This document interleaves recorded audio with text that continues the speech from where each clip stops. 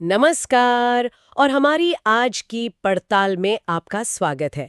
हम अपने श्रोताओं के भेजे स्रोतों को खंगालते हैं और उनमें से जरूरी ज्ञान और दिलचस्प बातें निकालते हैं। जी। आज का विषय है नारियल का पेड़, जिसे वैज्ञानिक भाषा में तो कोकोस नूसिफेरा कहते हैं। हाँ, पर आमतौर पर लोग इसे जीवन का वृक्ष कहते हैं। बिल्कुल। और हमारे पास नारियल जीवन का वृक्ष नाम के दस्तावेज से ही कुछ अंश है आज। अच्छा। तो चलिए खोलते हैं इन स्रोतों को और समझते हैं कि आखिर क्यों इस पेड़ को इतना महत्वपूर्ण माना गया है। हाँ, देखते हैं। ये सिर्फ एक फल नहीं है, बल्कि शायद पूरे इकोसिस्टम और अर्थव्यवस्था की जान है। सही बात है। स्रोत की पहली दिलचस्प बात जो मुझे लगी, ये तकनीकी रूप से अखरोट मतलब नट नहीं है। अच्छा, तो फिर क्या है? ये एक ड्रूप है, जैसे आड़ू होता है ना। ओहो, ड्रूप। हाँ हाँ, समझ गया। बाहर वो हरी या पीली त्वचा, फिर रेशेदार भूसी, फिर वो सख्त भूरा खोल। और फिर अंदर सफेद गूदा और पानी, एंडोस्पर्म जिसे कहते हैं। जी। और यहीं से कहानी दिलचस्प होती है। इसकी यही बनावट, ये कमाल की चीज है। कैसे? सोचिए, ये ड्रूट जो है, ये महीनों तक समंदर में तैर सकता है। महीनों तक? वाह। हाँ, और फिर किसी दूर दराज किनारे पर पहुंचकर वहां जड़ें जमा लेता कमाल है। है ना? ये प्रकृति का कितना अनोखा तरीका है फैलने का। ये सिर्फ फल नहीं, समझिए एक यात्री है। वाकई। और पेड़ खुद भी कम नहीं। स्रोत बताता है कि 15 से 30 मीटर तक ऊंचा हो सकता है। जी, और तना देखा है? पतला सा होता है, पर तेज हवाओं में भी झुककर खड़ा रहता है, टूटता नहीं आसानी से। हाँ, ये तो है। और इसकी जड़ें, उनकी बात करें तो इसमें कोई एक मुख्य मोटी जड़, मतलब टैप रूट नहीं होती। अच्छा, फिर कैसी होती है? रेशेदार जड़ों का जाल होता है। बिल्कुल। हाँ। और ये जाल रेतीली, खारी मिट्टी में भी पेड़ को मजबूती से पकड़ कर रखता है।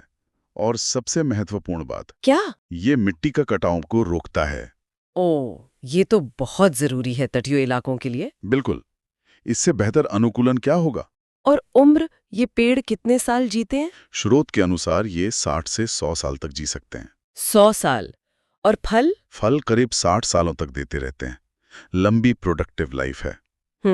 और हाँ, इसकी नमक सहने की क्षमता जबरदस्त होती है। तभी ये समुद्र तटों पर इतने आराम से उग जाते हैं। जी, ये सिर्फ खुद ही नहीं पनपते, बल्कि मिट्टी को बांधकर उस पूरे तटीय पारिस्थितिकी तंत्र को स्थिर रखने में भी मदद करते हैं। अब आते हैं इसके उपयोगों पर, जो शायद इसे असल में जीवन का वृक्ष बनाते हैं। हाँ, इसकी लिस्ट तो बहुत लंबी होगी। स्रोत में है भी लंबी लिस्ट।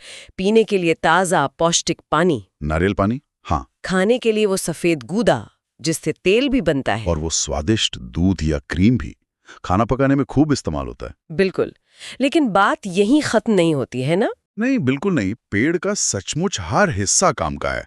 वो जो रेशे हैं, कोयर, हाँ, कोयर। उससे रस्सी, चटाई, गद्दे, क्या कुछ नहीं बनता। और वो सख्त वाला खोल? खोल से कोयला मतलब चारकोल बनता है।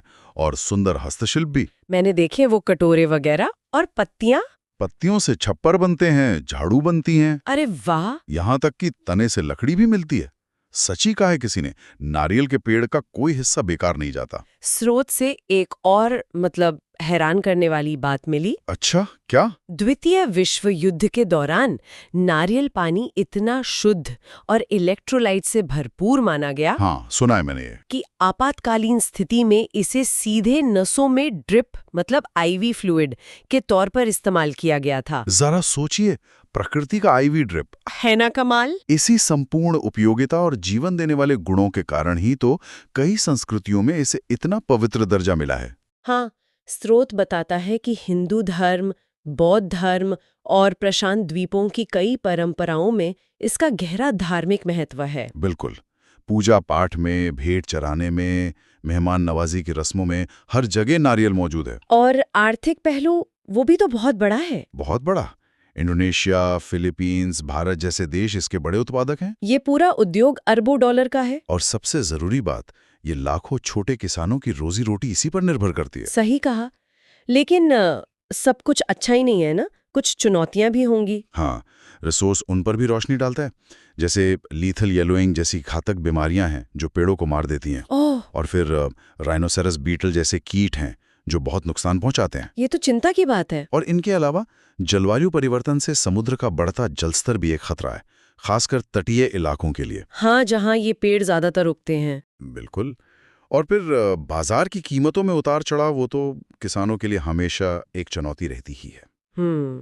तो इस जीवन के वृक्ष को भी बचाने की जरूरत है। निश्चित रूप से इन खतरों से निपटना जरूरी है। तो इस संक्षिप्त पड़ताल से एक बात तो साफ है कि नारियल सिर्फ समुद्र किनारे की एक सुंदर तस्वीर भर नहीं है। नहीं, बिल्कुल नहीं है। ये प्रकृति के अद्भुत अनुकूलन, इंसान की जरूरतें पूरी करने की इसकी क्षमता और गहरी सांस्कृतिक जड़ों का प्रतीक है। सही मायने में जीवन का वृक्ष। हाँ, बिल्कुल। ये स्रोत हमें यही दिखाता है कि कैसे एक साधारण सा दिखने वाला पेड़ भोजन, पानी, आश्रय, अर्थव्यवस्था और यहाँ तक कि आध्यात्मिकता का भी केंद्र बन सकता है। ये हमें इसकी बनावट के चमत्कारों से लेकर दुनिया भर में इसके असर तक की एक पूरी कहानी बताता है। जी, तो आज की हमारी बातचीत यहीं समाप्त होती है। और जाते जाते सोचने के लिए एक सवाल छोड़ जाते हैं हम सबके लिए। जरूर। जिस तरह नारियल का हर हिस्सा उपयोगी है और उसका एक तरह से सम्मान होता है, क्या हम अपने आधुनिक जीवन में संसाधनों के इस्तेमाल के समग्र और टिकाऊ तरीके से कुछ सीख सकते हैं?